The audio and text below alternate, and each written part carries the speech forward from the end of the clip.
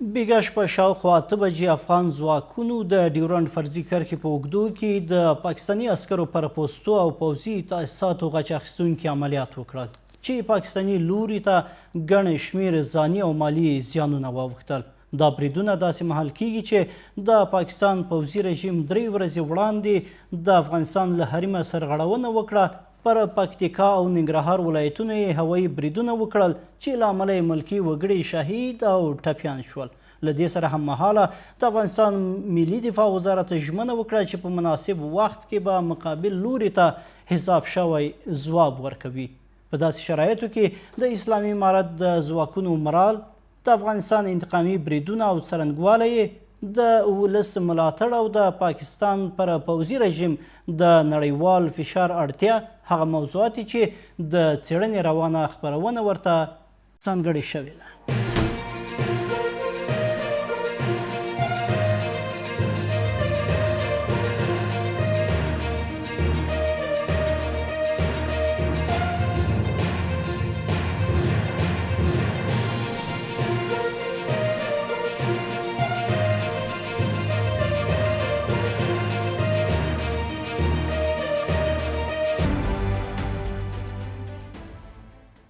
د مهربان خدای په نامه درنو اوریدونکو او لیدونکو سلامونه وخت مو په خیر. زه یار محمد پاتیال یم. تاسې د څېړنې بحث له امید راډیو په 103.7 FM او زموږ له ټولنیزو پاڼو اورئ او ګورئ.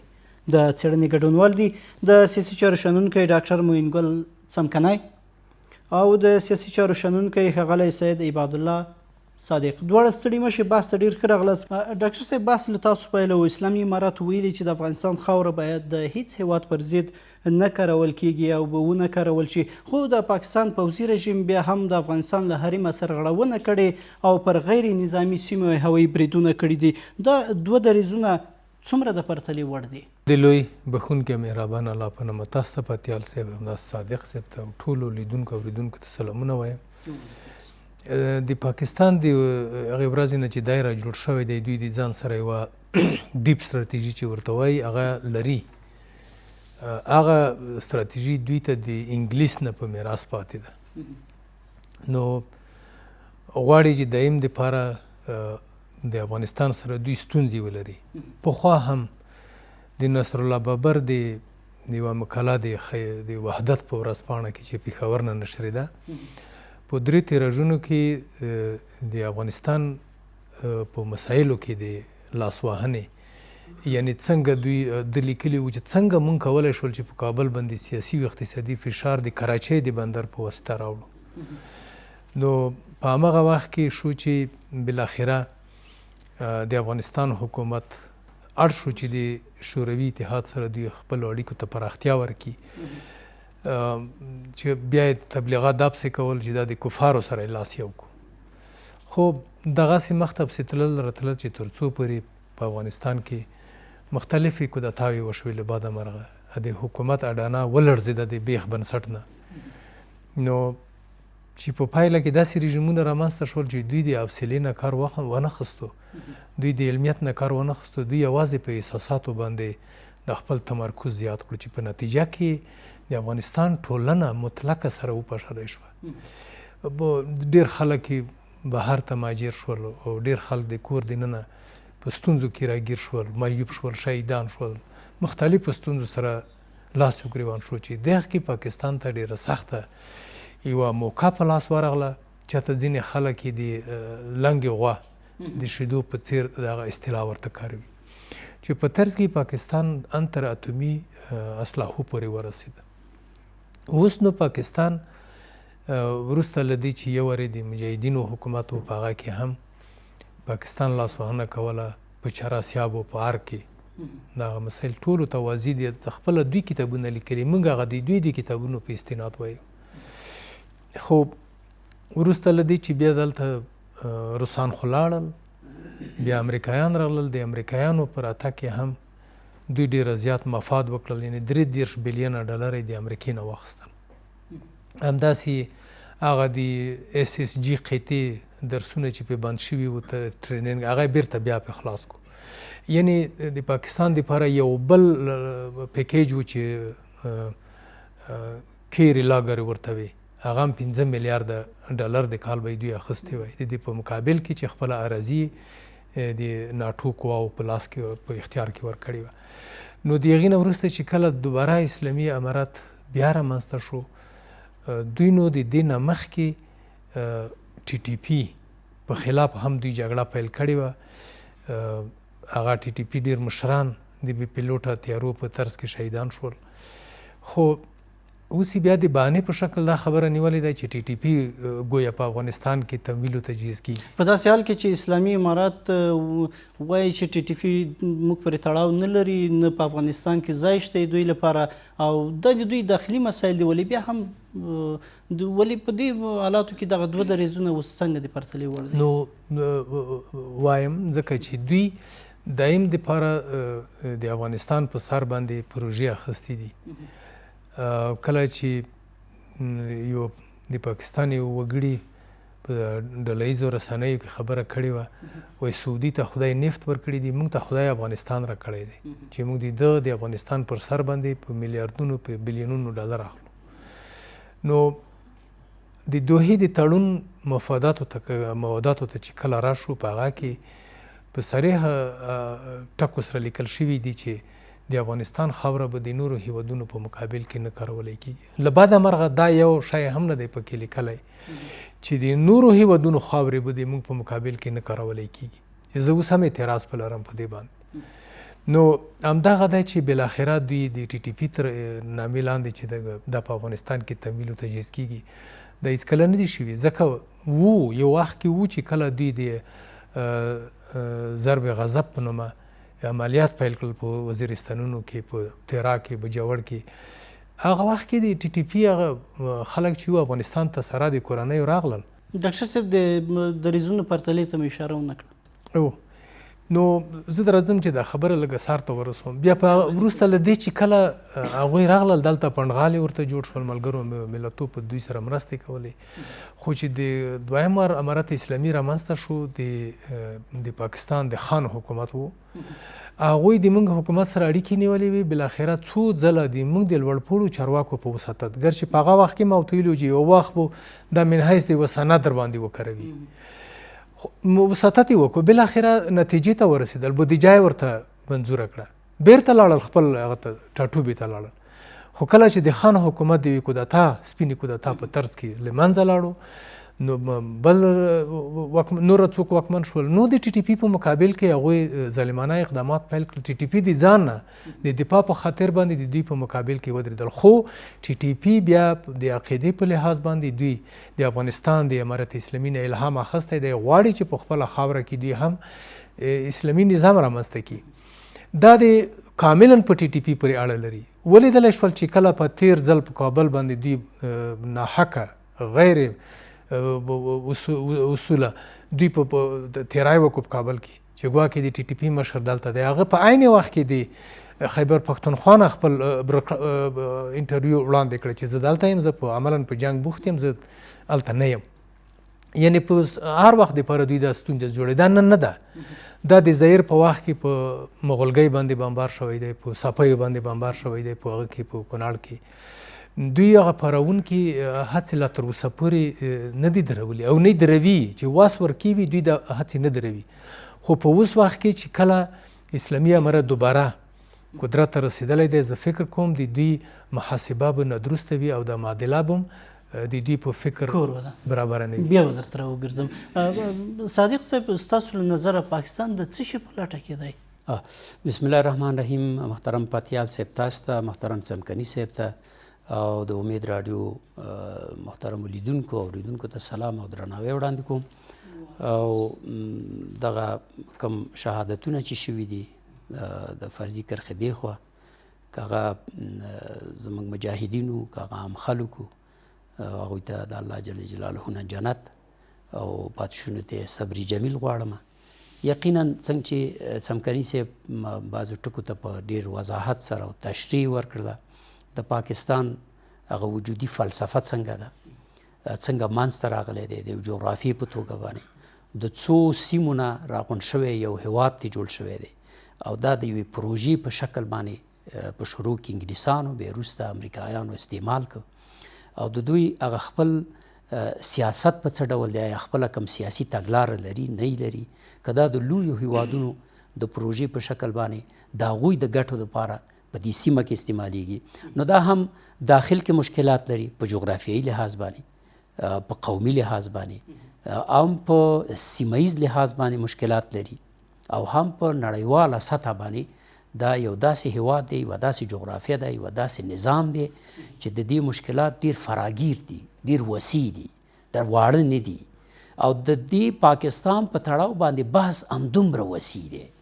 لکه تاسې وګورئ چې موږ تقریبا هره ورځ باید په یو راډیو کې، یو ټلویزیون کې د پاکستان په تړاو، د هغې د جنګ په تړاو، د هغې د سیاست په تړاو، که اقتصادي موضوعات دي، که امنیتي دي، که نظامي دي، که ټولنیز دي، که جغرافیایي دي، او که لوی ستراتیژیانې د لوی هیوادونو د دې سره یو ډول تړلي دي. نو دا دی چې افغانستان خو یو تاریخي هیواد دی، او دلته یو تاریخي برم لرو، شان لرو، دلته امپراتوریانې تیر شوي دي، دلته د سیمې او د نړۍ په کچه باندې هیوادونو سره هم جنګونه کړي دي، هم یې سیاسي تعاملات درلودل، هم یې اقتصادي تعاملات درلودل. یعنی که داسې ووایو چې 2000 نه تر 3000 کاله د مخې افغانستان د کوشانیانو په وخت کې د اروپا او په خپله د چین په منځ کې چې دوه لوی قدرتونه او لوی فرهنګونه او تمدنونه د دوی په منځ کې دا د عقلبوري ولاړه وه. د پاکستان سره اصلا پرتله کېږي نه چې موږ پاکستان راواخلو او د دې د جغرافیه، د تاریخ، د ملت دا موږ د افغانستان سره پرتله کړو، دا قابل د پرتلې نه دی. خو رالو دې ته چې د لوی هیوادونو د خوانه د پروژو په شکل کې د دې نه استفاده کېږي، ناوړه استفاده کېږي. بیا له بده مرغه چې دا په سیاسي بنیادونو باندې دا هیواد جوړ نه دی، دا زیات د نظامی اصولو، نظامی ستراتیژیو په بنیاد باندې جوړ دی، او دا باید په سیمه کې تاوتریخوالی پیدا کړي، دا باید په سیمه کې لانجې منځته راوړي، دا باید مشکلات رامنځته کړي، او دا مشکلات باید بیرته چونکې دنیا ته وښیي چې موږ دلته ډیموکراسي ده، دلته جمهوریت دی، دلته ټول ټاکنې دي، دلته خلکو ته واک ورکړل شوی دی، همدا پوځ بیرته همغه سیاسون د دوی ډیکټې کوي. یعنې تاسې وګورئ دلته د افغانستان اقتصادي او سیاسي د پرمختګونو مخنیوی څومره پکې محسوس کېږي؟ همدا ویو که نه، یوازې دا نه چې د افغانستان، بلکې دوی خو د افغانستان سره زمونږ دغه فرضي کرښه یوه په یو شکل باندې دوی استعمالوي، ناوړه استعمالوي، دوی د جنګ دپاره هم دا استعمالوي، د خپل اقتصاد دپاره هم دا استعمالوي، او د خپلو هغه پروژهیي کړنو په بنیاد باندې هم زمونږ د دغه فرضي کرښې نه، د دغه دوه طرفه پښتنو نه دا ډېره ناوړه استفاده کوي، خصوصا پنجاب دا استفاده کوي. دا نه یوازې دا چې د لوی هیوادونو دپاره، بلکې د خپل عمر د ډیروالي لپاره هم پنجاب هم د دې نه لوی استفاده کړې ده. مثلا د روسانو جګړه کې دوی لویه استفاده او د خپل عمر د زیاتوالي دپاره همدغه جګړه یو لامل وګرځوه، او بالاخره دوی یو عمر دلته ژوند وکړو په پاکستان کې.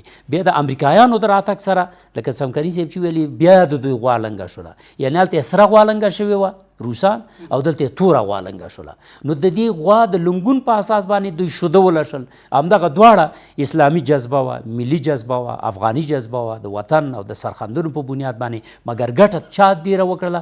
پاکستان ته دا ګټه وکړله. صادق صاحب، تاسو د پاکستان د جوړښت ته اشاره درلودله چې دوی په جوړښت کې ستونزه ده. پاکستاني لوري ته د دې ډول پوځي اقدام ګټه او زیان څه کېدلی شي، څه به وي؟ تر اوسه خو زیات چې د دې هغه سیاسي او جغرافیایي او نظامی اړخ ته وګورو، امنیتي اړخ ته وګورو، اقتصادي اړخ ته وګورو، ډېر زیات یې تاوان کړی دی. یو وخت یې ګټه وکړله، خصوصا د روسانو په وخت کې چې کله په افغانستان باندې روسانو یرغل وکړ، دوی ډېره غوښینه ګټه واخیستله. بیا د هغې نه وروسته چې امریکایان رال، بیا هم دوی ډېره غوښینه ګټه واخیسته. د روسانو په وخت کې دوی د امریکایانو تر شا ودرېدل، تر څنګ یې ودرېدل، او د یو لوی مفکورې یعنې د کمونیزم په وړاندې دوی جګړه وکړله. او دویم اړخ یې په افغانستان چونکې هغوی یرغل کړی و، په نظامي لحاظ باندې د جهاد انګیزه هم په دننه په پاکستانیو کې او هم په افغانانو کې راولاړه شوله. رالو دې ته چې اوس تاوان یې څه وکړه؟ تاوان یې دا وکړه چې په اویاوم یا 91 کلونو کې دوی چې کله د هند سره جګړې وشولې بیا د داخل کې د انتخاباتو مسله د ذوالفقار علي بوټو راله او د شیخ نو څه وشول چې بنګال د دوی نه بیل شو. بیا مثلا تاسې وګورئ چې د کشمیر موضوع ډپ شوله چې دوی دا ډیره لویه دایه وه د هندوستان په مقابل کې.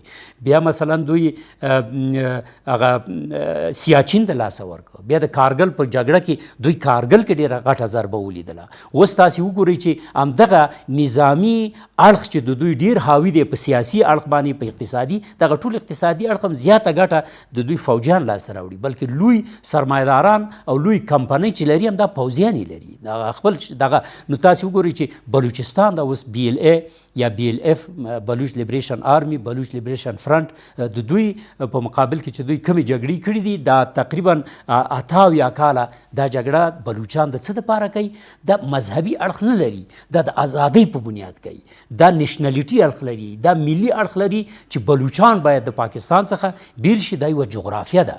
او TTP چې ده تحریک طالبان پاکستان نو دا خو 2015 او 2016 کې منځته رال موږ کتل چې امریکایانو په افغانستان باندې حمله وکړه او دغه کوم روټس چې دا د کراچۍ نه ونیسه د کابل او د باګرامو پورې دوی استعمالول نو هغه اسلامي جذبه د دوی په پښتنو کې تاسې ولیدل اولنی رهبر د دوی بیت الله محسود چې مثلا هملته په شهادت باندې ورسید دا هغه څوک چې د پاکستان د حکومت د پوځي رژیم چې ښکاره خبره ده چې پرویز مشرف رئیس جمهور یعنې دغه رژیم له دې سره معنی ده چې نړۍ ته ځان مظلوم وښیي په څه بنیاد باندې تاسو ویلئ چې دغه مسایلو نه دوی استفاده وکړله استفاده کوي غیر نړیوالو قانونو په خلاف باندې. ګورئ مظلوم خو داسې ځان ښیي چې ګواکې دغه بیله چې د خپل ازادي غواړي بلوچستان د پاکستان برخه ده مټم TTP اسلامي نظام غواړي په نړیواله کچه بیا دوی بل تصویر وړاندې کوي. همدا وایو که نه خو دا خو د دې هغه بل سیاسي اړخ دی چې دنیا ته وړاندې کوي چې ګواکې موږ متضرر یستو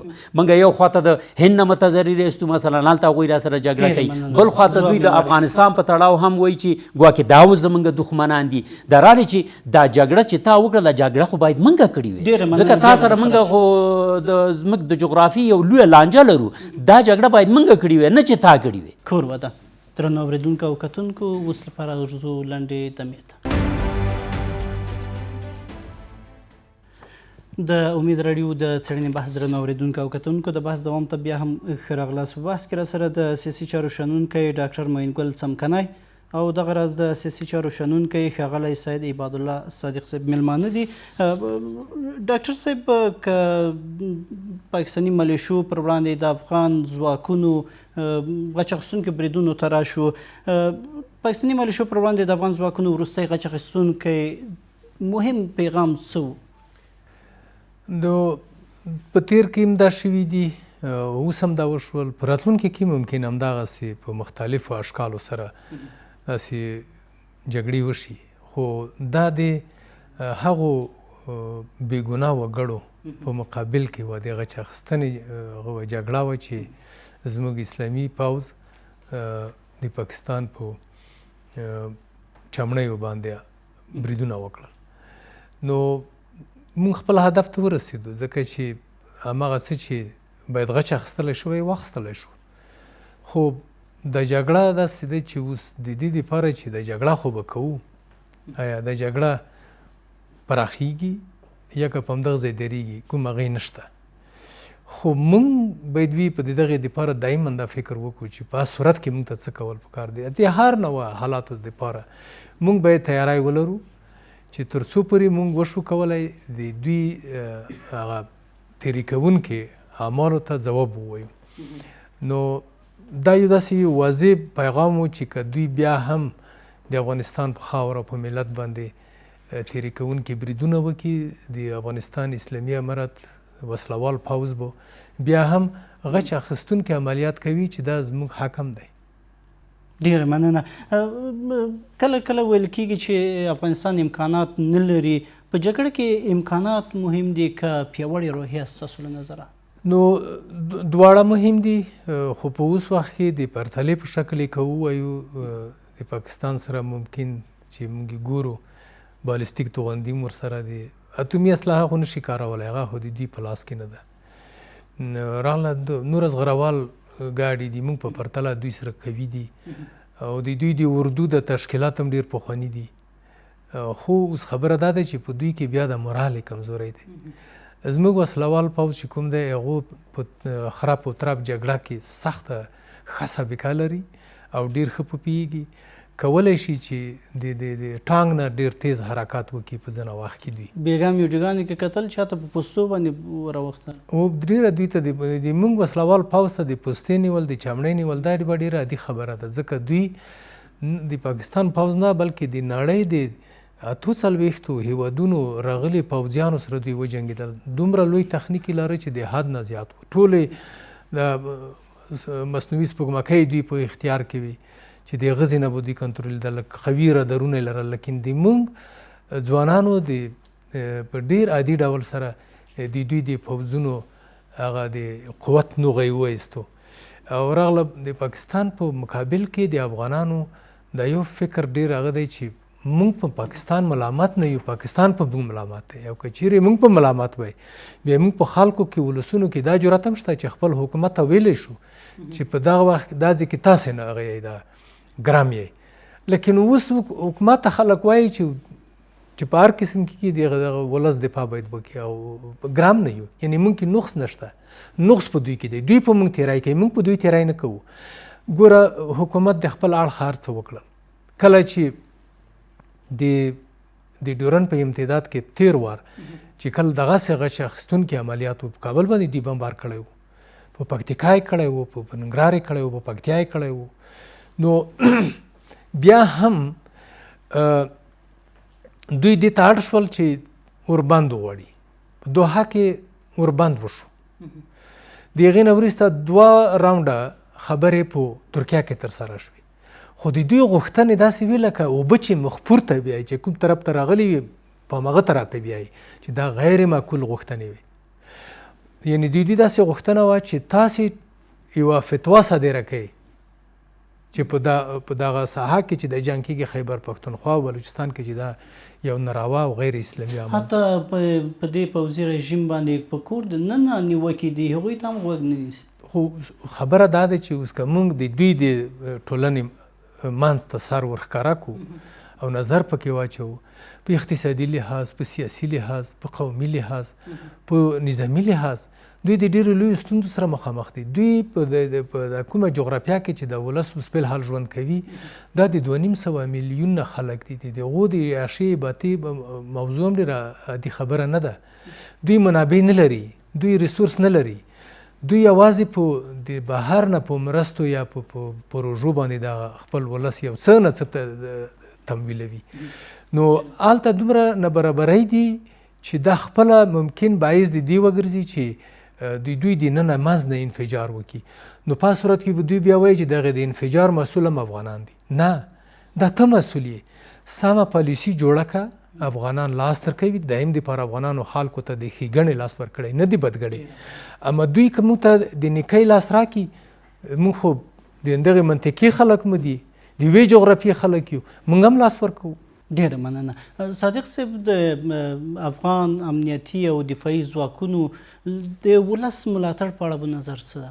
او دا دی چې یقینا چې کله دفاعي وایو معنا دا چې موږ د خپل د هیواد دفاع کوو. موږ په هیڅ هیواد باندې یرغل نه دی کړی، موږ د چا خاوره نه ده ګواښلې، موږ د چا ملت نه دی ګواښلی، موږ د چا حکومت نه دی ګواښلی، موږ د چا هغه ارزښتونه او ګټې نه دي ګواښلي. ډېری هیوادونه زموږ خوا او شاته ټول اسلامي هیوادونه دي، که هغه ایران دی، که هغه پاکستان دی، که هغه تاجکستان، ازبکستان، ترکمنستان دی.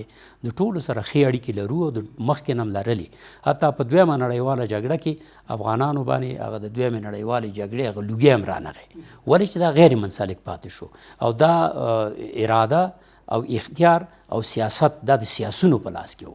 نو په دې اساس باندې موږ جرګه لرله، موږ پارلمان لرو، دلته وکیلانو، دلته به خلکو فیصلې د خپل هیواد د نظامیانو ترڅنګ د سیاسونو، د علماو، د مشایخو، د روحانیونو، د سپین روبو، د قومي مشرانو، د استادانو او د دې ټولو د مدني فعالانو په بنیاد به دا کار کېده. پاکستان کې دا کار نشته دی. بیا تکراروم چې پاکستان ټوله اداره چې ده او ټوله اراده چې ده هغه ټوله پوځي ده، د دې کړنې پوځي دي. دې کې شک نشته دی چې هره جګړې وروستی پریکړې سیاسون کوي، د میز ترشای کوي، د سولې په بنیادي کوي، د خبرو په اترو په بنیادي کوي. آیا انګلیسانو سره زمونږ جګړه تر جګړې پورې پاتې ورسېدله که په پینډۍ کې یوه د جنګ او د جګړې د ودرېدو یوه لاره خلاصه شوله؟ تاسو مشرانو ته اشاره درلودله د هرکلي په مورد باندې.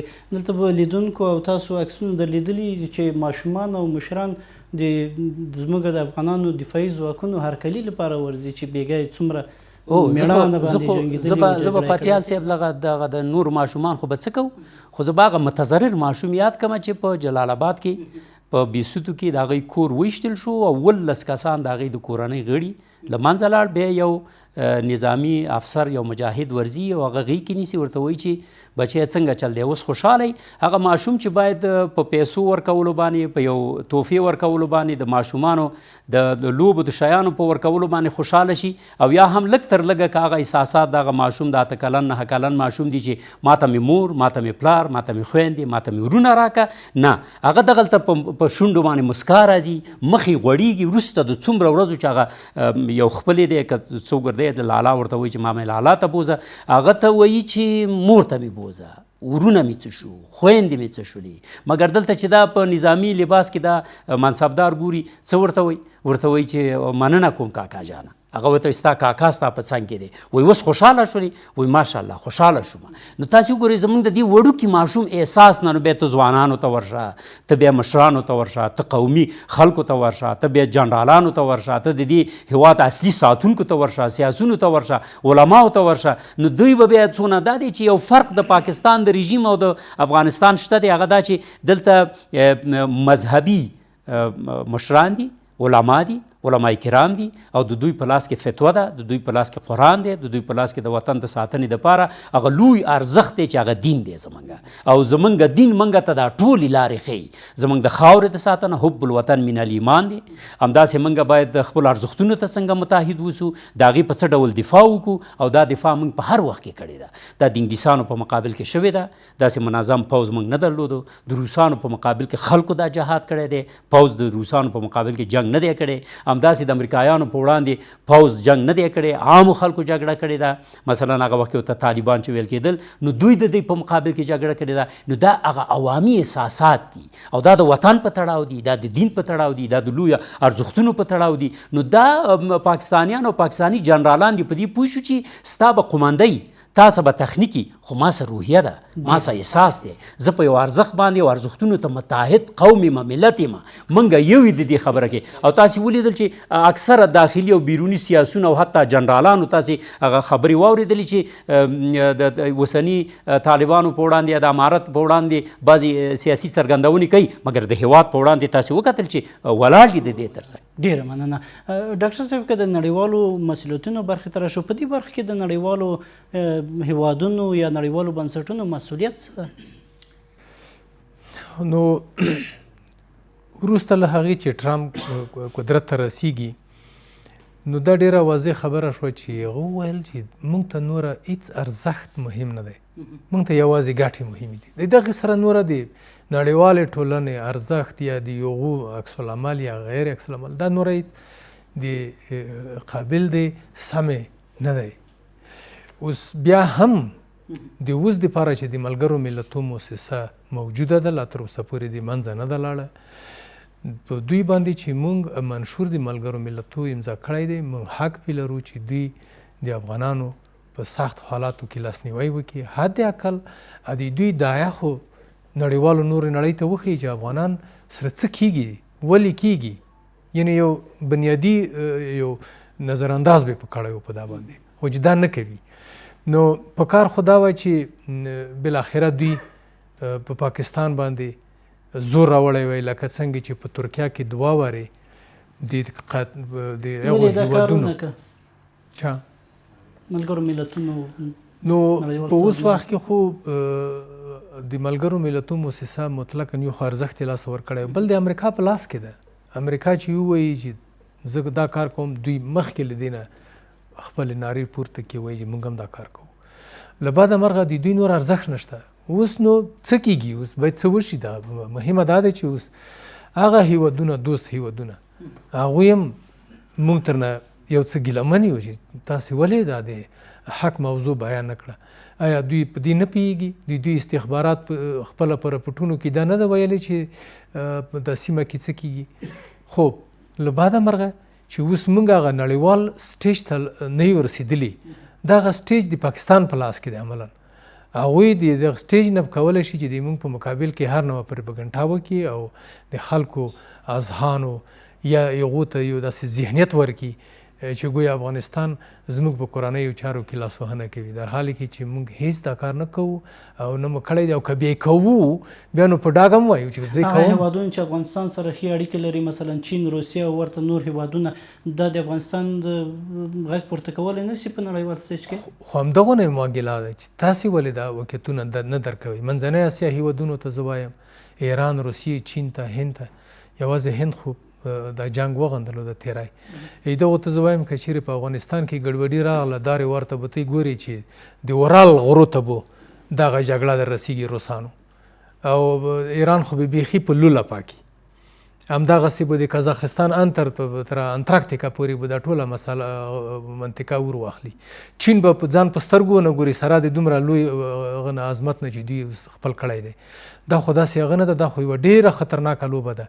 دوی به د وي په منسجم ډول سره یو ګاټ دریځ نیولی وی دغې دپاره. ګرچې نیولی دی تر څو پورې چې ما ته معلومات دي، دوی د افغانستان کې که لوی عملیات کېږي د پاکستان لخوا، دوی به دریځ نسی. ډاکټر صاحب، پر پاکستان د نړیوال فشار رامنځته کول څومره عملي او ممکن ښکاري؟ اوس چې نړۍ په قطبونو باندې تقسیمېدو په حالت کې ده، پاکستان په داسې یو موقف کې ده چې د نړیوالې داسې ګوري چې د ورځې نه لکه د یخ یوه ټوټه چې لمر ته کېږدي ویلې کېږي. ځکه هندوستان ډېر په چټکۍ مخې ته روان دی او افغانستان هغه د شکر الحمدلله اوس یو ثبات رسېدلی یو. موږ اوسنۍ د ورځنۍ جګړه نشته، یو حکومت ته چې ټول افغانستان کنټرولوي او مخالفې ډلې نشته. نو اوس ورو په ورو موږ د استحکام په طرف روان یو.